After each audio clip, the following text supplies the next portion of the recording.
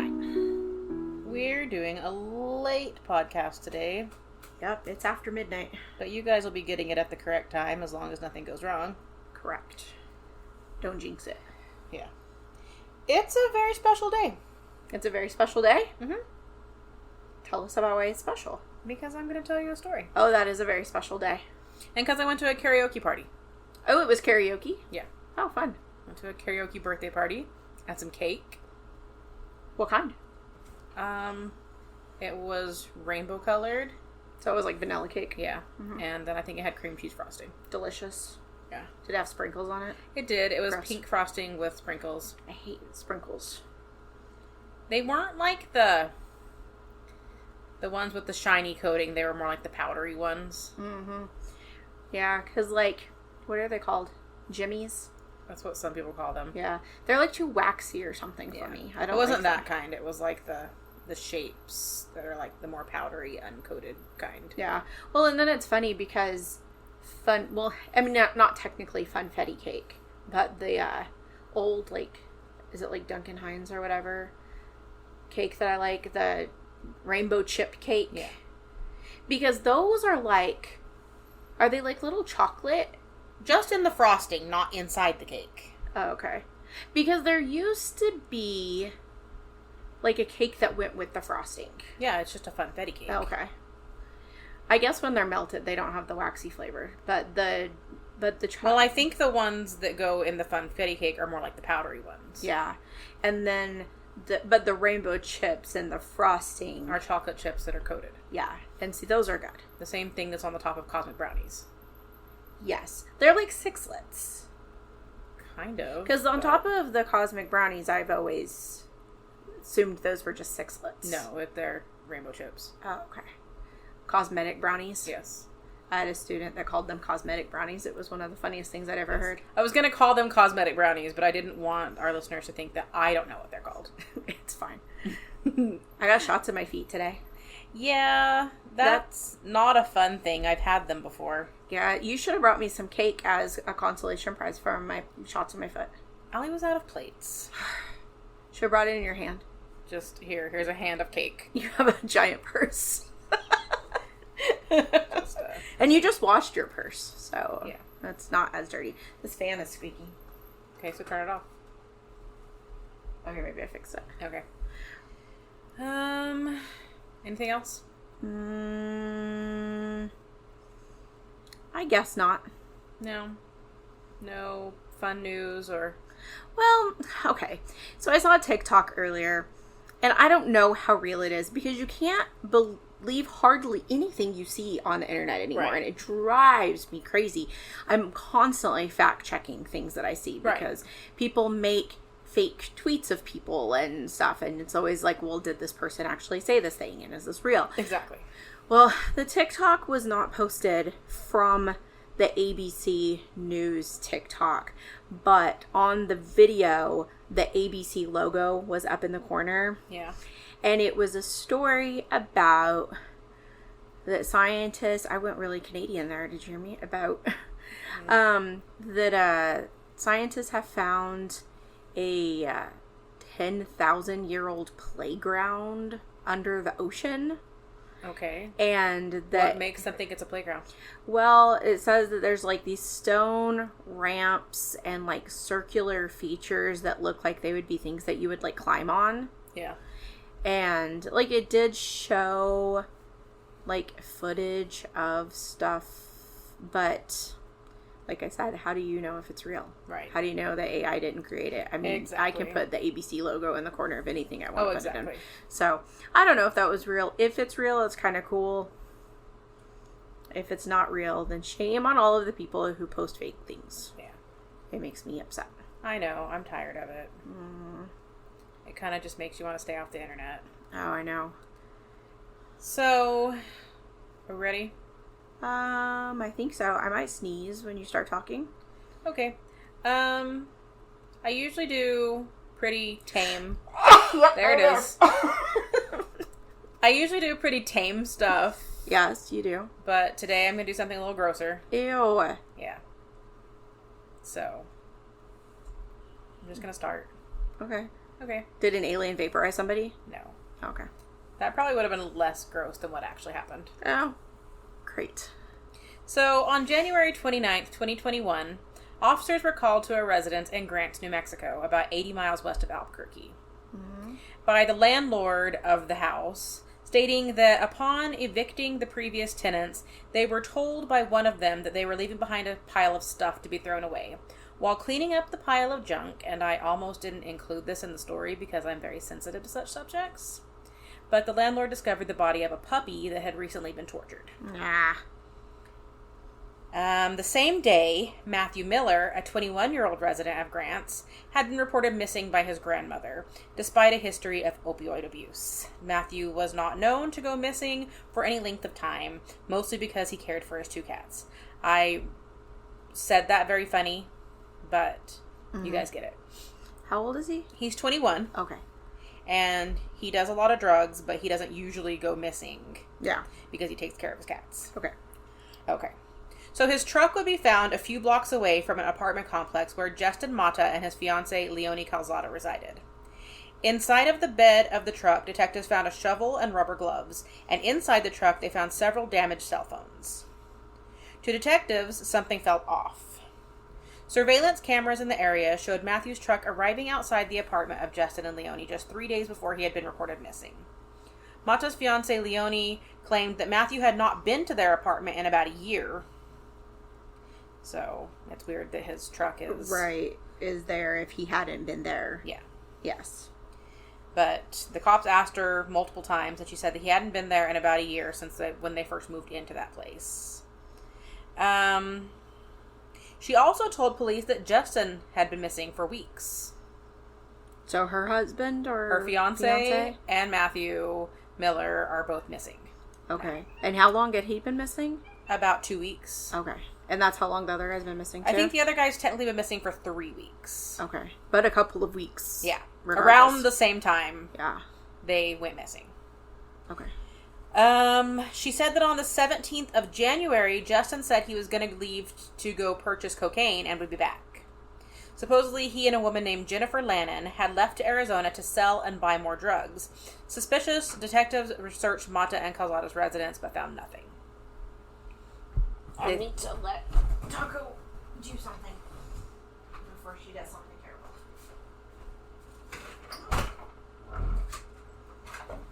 I don't want another incident. Okay. Sorry. Anyway, so the cops didn't find anything at their apartment. They thought that, Leonie might be hiding either of them. Was this like a normal thing for him to go out of state with random people to buy drugs? I don't know. I know that he often bought drugs, but I don't know if going out of state was something that he often did. It didn't really say. None of the sources that I saw said. So I don't really know. Okay. So, like I said, he was supposedly gone to Arizona with a woman named Jennifer Lannon. So detectives quickly looked into Jennifer Lannon and discovered that she had recently been reported missing by her ex-husband, Sean Lannon. Not to be confused with Sean Lennon. So this is 3 people that are missing. Yes. And has she been missing the same amount of time? She's been missing since... she was reported missing on January 25th. I suppose if she went to Arizona with Justin, then she'd been missing since the 17th. Yeah. So... somebody cared enough to report her missing. Yes. The middle guy, nobody reported him missing until somebody came asking questions about the other guy. Okay. The first guy's grandma reported him missing. Second guy was not reported missing. And then the woman was reported missing by her ex-husband. Okay. So she was reported missing on January 25th. The name sounded familiar to Detective Turney. He realized that Sean Lannon. Well, exactly. But he realized that that was because just days earlier he had been called to Lannon's previous residence, the same residence where the tortured puppy was found. Oh, gross. Okay. I'm getting... I know. This is a wild ride, and there are so many names in this story. So the last guy is the one with the dead puppy. The woman whose husband reported her missing. Oh, okay. They're the people with the dead puppy. Okay. Okay. It was their house that they had been living in that they found the dead puppy. Okay. And we don't even want to talk about the dead puppy, and yet we keep talking about the dead puppy. Okay. But it was just... The only reason I included it is because... Yeah. They find out that... to something. This missing woman and her ex-husband were the people with the dead puppy. Right. Yes. And the puppy did not die under natural. No, it had a cord tightly tied around its neck, and they could tell that the puppy had gone through hell. Yeah. People are gross. Yeah. Like, please don't get a puppy if you're going to do that to a puppy. No, I know. So, while canvassing the neighborhood, they found a neighbor whose security camera pointed directly at the Lannons' old residence. The footage showed that on January 26th, so the day after Sean reported his wife missing, Matthew Miller's truck arrived at the Lannons' driveway. That's the first guy. The first guy, yes. Okay. But his truck was found at the second guy's house. Yes. Okay. I think that was on the 29th that his truck was found at the other guy's house. The other guy's house, okay. Yeah. And this was like 3 days before that. Yes. Okay. So Matthew Miller's truck arrived at the Lannons in the Lannons' driveway. He is seen entering the house but never leaving. Hours later, Sean Lannon is seen driving Matthew's truck, but when he returns on foot. No truck, no Matthew. Not suspicious at all. No. That seems normal. Detectives decided to speak to Lannon. The next day, he comes in to speak to the police. He admits to Matthew coming to his house and that he drove his truck weeks prior. He talked about Jennifer's drug problem. Now, again, he said he drove the truck weeks prior. This was 3 days. Like 3 days ago. Mm-hmm. But anyway, he talked about Jennifer's drug problem and said that he'd known for weeks that she and Justin Mata had run off together. The second guy. Okay. He stated that she disappeared for periods of time before, but that she usually returned when she ran out of money. Oh, right, because she's the one that he went to Arizona with, allegedly, to sell the drugs. Yes. Okay. All right. And so... I just can't imagine living in this world. No. Like... I know. We've already had this conversation, I know, like today or something, about how it just doesn't seem like a world you want to be a part of. No. And when you've seen, like, as a sober human, what it does to other people, that you can then just how, like, somehow complicated it makes their lives. Yes. And it's like, I don't want to be part of that. Yeah. So, the next day, detectives received a call from a guy named Josh Hall. Here's another name for you. Oh, boy. I'm going to get my iPad out and start writing names. There are Making, like, the spider web. There are still several names to come. You know how they have, like, the strings? Mm-hmm. Yeah. Yeah. So, the next day, detectives received a call from a guy named Josh Hall. Hall was an acquaintance of Matthew Miller, the first guy, and claimed to have witnessed Sean, the husband, arriving at the home of Kelly DeSoto the day before. Another name. Yes. Kelly DeSoto is... No. Maybe. I think she is his girlfriend's cousin or something like that, but I could be wrong about his relation to her. Yeah. But that's why he knows this Kelly DeSoto lady. Okay. Possibly. Maybe. That might be why he knows this Kelly DeSoto lady. What's she mad about now? I don't know. She claims there's something outside. Probably the skunk that pooped on her porch. When I tried to put her outside a minute ago, she wouldn't go outside, but she just kept staring off into the abyss. Mm-hmm. And they boofed for a second. Mm-hmm. Now she's boofing. And she never hears anything. No. This could take forever. Yeah, okay. I'll be right back. Alright, sorry. We had to deal with our dogs. Fun dogs barking at cryptids or something like that. Yeah, I'm pretty sure Mothman's in the backyard. Mm-hmm. So. Or the Chupacabra. Quite possibly. We live in New Mexico. Yep. So, again, Josh Hall was an acquaintance of Matthew Miller, and he witnessed Sean, the husband, arriving at the home of Kelly DeSoto the day before. Okay. He told them that he had to go talk to the police and proceeded to stash a bag inside the ceiling of Kelly's garage. Drugs. The bag was said to contain a gun, several IDs belonging to his wife Jennifer Lannon, some clothes, as well as some other personal items of hers. He told the cops several times that he, as in Josh Hall, told the cops several times that he was convinced that Sean killed all 3 missing people. Okay. He said that Kelly freaked out after looking in the bag and that she gave the gun to a guy named Danny Lemos. Danny Lemos is known as Dog on the streets, but I never say that again. But Okay. I just thought I'd let you know. Okay. His name is Dog. Okay. Not Doug. No, Dog. Okay. And just D-O-G. No, not D-O-double-G? Or D-A-W-G, just D-O-G. No, okay. So he's not cool like that. No. He's just Dog. Let's see. Sean returned to Kelly's and realized that the bag was gone. He became angry and smashed his phone on the porch before leaving. Okay. The police... Normal. I know. The police were unable to locate Danny Lemos, so they knew they needed to go talk to Kelly and see what she knew and if she could offer up anything to help the case. She agreed to come to the police station for an interview, but insisted on getting her own ride there instead of riding with the police. The agreed upon time came and went, and Kelly never showed up. I didn't see that coming at all. No. 2 hours later, Detective Turney returned to her home, suspicious that she might be trying to hide something. She told them that her lawyer said she didn't have to talk to them, which they agreed to. They were just like, yeah, you don't have to talk to us. Right. And she asked what this was all about. They asked her about the bag that Josh Hall had previously described, and she said that that had never happened. Oh, okay. She admitted that she had several bags in her shed, however, that belonged to Sean, but detectives were able to find anything helpful or incriminating. Mm-hmm. Convenient. And I guess they didn't have any, cause to search the inside of her house. Right. So, they did not. But she let them search the shed, and they went through a bunch of stuff, and they couldn't find anything worthwhile. Yeah. So, Detective Turney secured a warrant for the Lannons' old home, the one that they moved out of. Unfortunately, due to the disgusting state of the Lannons had left the house in, the landlord was having the house remodeled.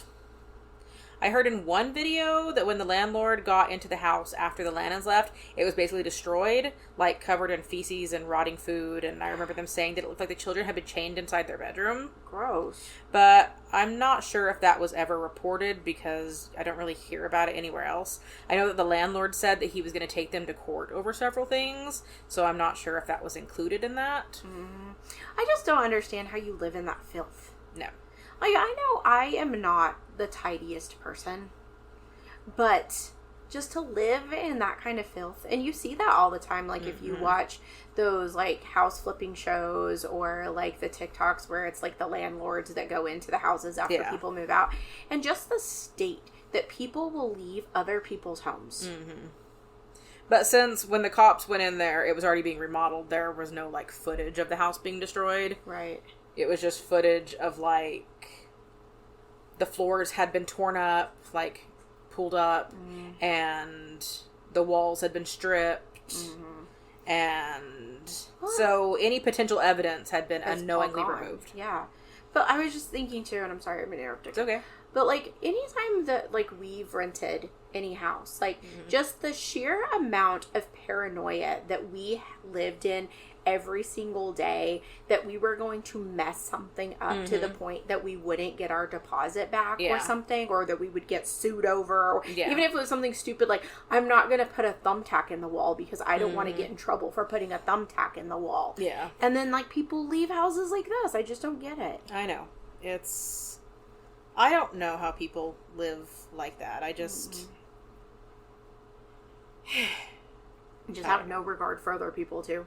Or for themselves. Right. Why do you want to live in that? Mm-hmm. And your children? Have your children live like that? But again, like I said, I heard on one podcast that it looked like the children had been chained in their bedroom. Yeah. So, I guess they didn't have that much regard for their children. Yeah. Should be a license to procreate. And I was going to go back and rewatch that podcast so I could see exactly what they said about that, but I forgot to go back and rewatch it. Mm-hmm. But anyway, so after many exhaustive efforts had been made to find any usable evidence, Detective Turney realized he needed to talk to Sean Lannon again. When he got him on the phone, Sean said that he was in Albuquerque, but that he'd be willing to come and talk to the police the next day. He didn't ever show up. So on February 25th, they had him arrested for an outstanding warrant he had for an assault and battery charge from the previous year. You gotta do what you gotta do. Mm-hmm. He'd be spending a week in jail on that charge, which gave detectives the opportunity to question him. They questioned him about where he went in Matthew's truck. He said that he only went to McDonald's and to buy groceries. He said that he wasn't driving off to the mountains to hide any bodies, and that if he killed anyone on accident, he would have admitted it. He just offered that information. They didn't As far ask. as I could tell from the interview, he was just like, I'm not driving off to the mountains to hide bodies. Look, I swear, I did not kill anybody, and I did not take them to the mountains to dump them. Promise. I promise that I didn't. And they're like, we didn't even ask you that. We just asked you where you went and, what you got at McDonald's. So he said that he kept guns in his house because he was afraid of people like Danny Lemos, who he claimed was a pedophile. He told the police that Jennifer, Justin, and Matthew were all at the house doing drugs and said that they were leaving to score more. He asked if he could take Matthew's truck to run his errands and was told that when he was done to leave it down the street from Justin Mata's apartment, where it was eventually found by police. Okay. You caught up? I mean, that would be like... down the street from this guy's house. He said he had another friend over there. Yeah. But I mean, I don't know how, like, this life, Yeah. Like, maybe that's a normal thing. I mean, like, you borrow somebody's car sometimes and they're like, hey, I don't know. I mean, like, I always take a car back to where I borrowed it from, though. But I guess maybe if he was, like, gonna go with the women and then he was like, well, I don't want to come back and get my truck and I know I'm going to this guy's house, just leave it there. Yeah. I don't know. I'm just trying to, like... But they said that he had an answer for everything. Mm-hmm. And so... Yeah. That was his answer for why the truck ended up where they found it. Okay. So Detective Turney didn't believe anything Sean told him, but without evidence, he couldn't prove it. Instead, he decided to bring up Danny Lemos to see if Sean would pin everything on him. Okay. Whatever he thinks he's a pedophile. Yeah. Or said that he thinks he is. Yeah, he said that he's a pedophile. Yeah. And so whatever he might say in this case might tell him exactly what he was hiding. Right. So they were like, well, we're going to bring up this guy that he hates, that he's already said is some kind of criminal, and we'll see if he's like, oh yeah, Danny Lemos killed these people and did this with them. And really it's something that he did. Exactly. Yeah. Mm-hmm. So they're trying to see if he knows anything by seeing if he'll take the bait and pin it on somebody else. Okay. So he said that he and his kids were scared of Danny Lemos, and that if anyone was hiding and moving bodies, it would be Danny, who had supposedly previously told them that he would dispose of a body by feeding it to his pigs. Oh, boy. He denied any involvement with the disappearance of the missing trio, and without any evidence to the contrary, the detectives ended the interview. Okay. So over the following week that Sean Lannon was in custody, police interviewed acquaintances and re-examined evidence. They decided to turn their focus to a red truck that had been caught on the neighbor's security camera, leaving the residents with a bunch of stuff in the back that looked like household items. Because they didn't have any answer for what that truck was doing there, whose truck it was, and why it was leaving their house filled with stuff. Yeah, right. So they were like, well, let's figure out what this truck is. Chachi's big butt's gonna knock that table with the microphone off. Yeah. I know, she was already trying to figure out where to squeeze herself. Sorry, you lost your place. It's okay. At this point, Detective Turney was convinced that the three missing people had been murdered, and that Sean Lannon and Danny Lemos held the answers to the case. Time, however, was not on their side. On March 3rd, Lannon completed his short jail stay and was back on the streets. At this point, however, detectives still had no leads or evidence to prove anything or pin the disappearances on anyone, and they feared that Sean Lannon would make himself disappear. Yeah. In the early hours of March 5th, 2021, police were called to the Albuquerque International Sunport, and to one of the parking facilities where you leave your cars when you go on airplanes. Yeah. Hey, I've had to turn around in there. I know. We've also parked there before. No, we park in, like, the, like, $2 lot or whatever. Yeah. I mean, it used to be $2. It's not anymore. But I don't know. This was a big lot like that, so I don't know if it was... Oh, maybe. If it was one of those or what, but it was... I was thinking, like, the official... I don't know if it was or not. I just know it was a parking facility at the Sunport. Yeah. But they were called there to investigate a red Ford Ranger that had been left there. Inside the bed of the truck were several plastic tubs emitting a foul odor. Oh, great. Inside the truck was another tote, as well as a tarp covering something on the passenger seat. Crime scene investigators were called to the scene, where they unloaded the plastic containers and opened them. Inside were the mutilated and dismembered remains of Jennifer Lannon, Justin Mata, and Matthew Miller. Gross. As far as for what lay under the tarp inside the truck, investigators discovered a fourth body belonging to Randall Apostolone. Oh, a whole new guy. The owner of the red truck. Oh. As well as a bloody mallet under his body. Was he associated with these people, or did they just steal his truck? We'll get to that. Okay. Jennifer and Justin had both been shot in the head. Justin's body showed signs of extensive blunt force injuries. Matthew Miller sustained massive head trauma. We find out later that he was also shot in the head, as well as extensive blunt force injuries to his body. With the mallet. Randall Apostolone had been bashed in the head with the mallet that was found under his body. Yeah. Officers were unsure of how Randall was connected to Lannon and the other three, but they would soon discover the answer. According to CCTV footage, on March 3rd, the same day that he was released from jail, Sean Lannon was seen entering the Sunport parking facility in the red truck, parking it and leaving it behind. The police could finally confirm who the killer was, so they immediately scrambled to find Sean Lannon. However, he was now the missing person. He made himself disappear. A nationwide search began looking for him, and on March 9th, Detective Turney received a phone call. Marshals alerted him that Sean Lannon was now connected to another murder, this time in New Jersey. In New Jersey? A man named Michael Debkowski had been brutally beaten to death with a hammer. Well, I mean, he does seem to like a mallet. Yes. But that's so far away. Yeah. And this is like since he's been missing? Mm-hmm. Oh, okay. So he went to New Jersey and he killed some guy. Yeah, he went straight from New Mexico to New Jersey and murdered somebody else. On a plane, I'm guessing. Yeah, he flew to New Jersey with his kids. I think that he was dropping them off with some family. Because he's originally from New Jersey. If he drove there in the red truck, did he drive his children there in the red truck? No, he left the parking facility in an Uber. Okay. And then eventually flew out of Albuquerque with his kids. Too bad he didn't get in an Uber with like a murderous Uber driver. All right. Anyway, so a man named Michael Debkowski had been brutally beaten to death with a hammer. Okay. Sean was linked to this murder by witness statements and surveillance footage that put him at the scene. Through a background check, police discovered that Michael Debkowski had known Sean since he was a kid back in New Jersey, where he and Jennifer were originally from. Okay. The couple had moved to New Mexico years earlier when Sean got a job working in solar energy. Jennifer was a nurse at the time.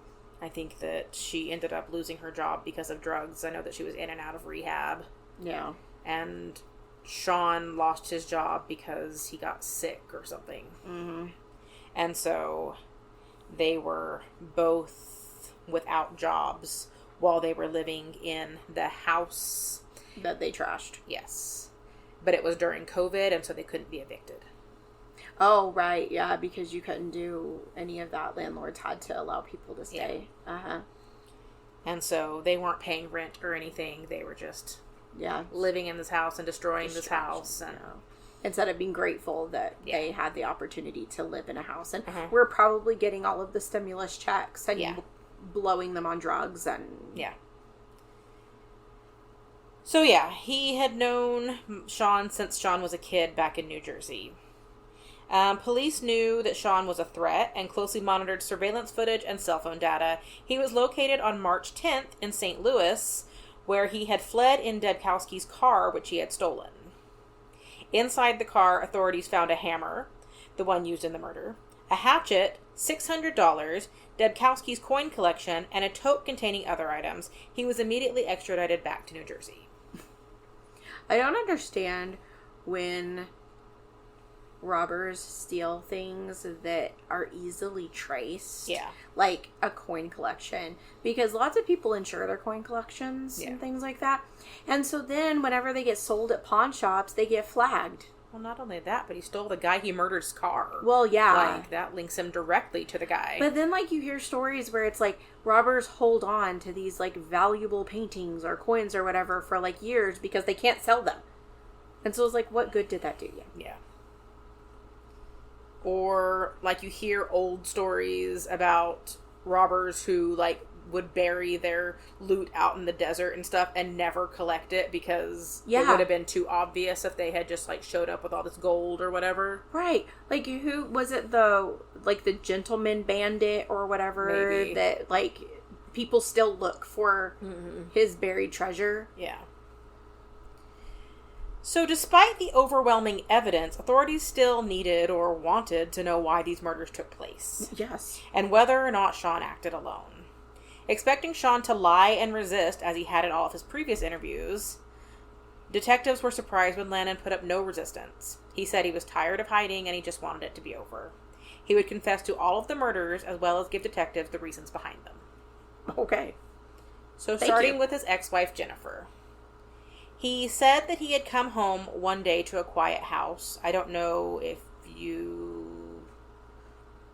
Oh, no. I already told you about it. I was going to say that I didn't know if you wondered why they lived together, but it was just because of COVID. Mm-hmm. Like, they were divorced already. Okay. But since they were both unemployed and they were getting free rent, why not? So, since they shared children and it would have been hard to find a new place to live. Yeah. So, he just had her come live with them. Mm-hmm. So, anyway, he came home to a quiet house. He went to their bedroom and found Jennifer and Justin together in a rather compromising position. Well, they're not married anymore. No. But Justin has a fiance, if you remember from the names I gave you at the beginning of the story. Oh, that's right. He has a fiance. Because she did not report him missing. Yes. So, they're not married anymore, and he was even just like, you know, whatever, we're not married, but... Mm-hmm. But rude. Yeah. Uh-huh. Like, maybe don't do that here. But he wanted to know what they had done with his children to keep them quiet. He thought that the kids were dead, but they had all supposedly been drugged, possibly by them blowing heroin smoke into their faces. Oh. According to Sean. Now, if that's true, that is terrible. Right. Like, it's hard to believe anything that Sean says, but there are also maybe nuggets of truth in his story. Mm-hmm. But he said that when he saw the kids, he thought they were all dead. Mm. But they were unconscious from being drugged. Okay. And possibly by them blowing heroin smoke in their faces. I just don't know enough about drugs because I thought you just injected heroin into yourself. That's what I learned in DARE. Yeah. I don't know much about drugs myself. And from The Haunting of Hill House. But this is what was told in the police interview. So. I mean, and I guess he probably knows better than I do. Right. He probably knows more about drugs than me. Yes. But... I mean, one Benadryl knocks me out, so... Right. So, this is what was said. I don't know if that's how heroin works, or... Yeah. Oh, speaking of Benadryl, I've been taking a lot of Benadryl lately just because... You seen The Hat Man? No! That's what I was going to say. Because my eyes have been, like, crazy itchy lately. And so I've been taking a lot of Benadryl. No Hat Man. I think you have to take a lot at one time. Oh, maybe. I've been having lots of dreams that include lions. Weird. Yeah, it really is, like, maybe I should look up what that means, because I have been, weirdly, have had lions in, like, dreams a lot lately. Yeah. So, anyway, go ahead. Yeah. Heroin dust. Heroin. Smoke. Maybe if it was heroin dust, I'd have been like, oh, maybe. But they just, like, had some powder in their hand and just, like, blew it at them. Like pixie dust, but it was heroin dust. Yeah. We do not do drugs, clearly. We're so good at drugs. We made that pledge to DARE, and we kept it. We kept that pledge, that's right. So, anyway. Jennifer and Sean were convinced that she killed one of the kids, who they referred to as... because this was after he realized that they weren't dead. Mm-hmm. But they were convinced that she did kill one of them. How many of them are there? 3. Okay. So he had one with him, and 2 were left at the house with them. Oh, okay. Because the story that I heard was that he was walking to Walmart pushing the baby stroller, and when he was getting down the road, he realized he forgot his EBT card.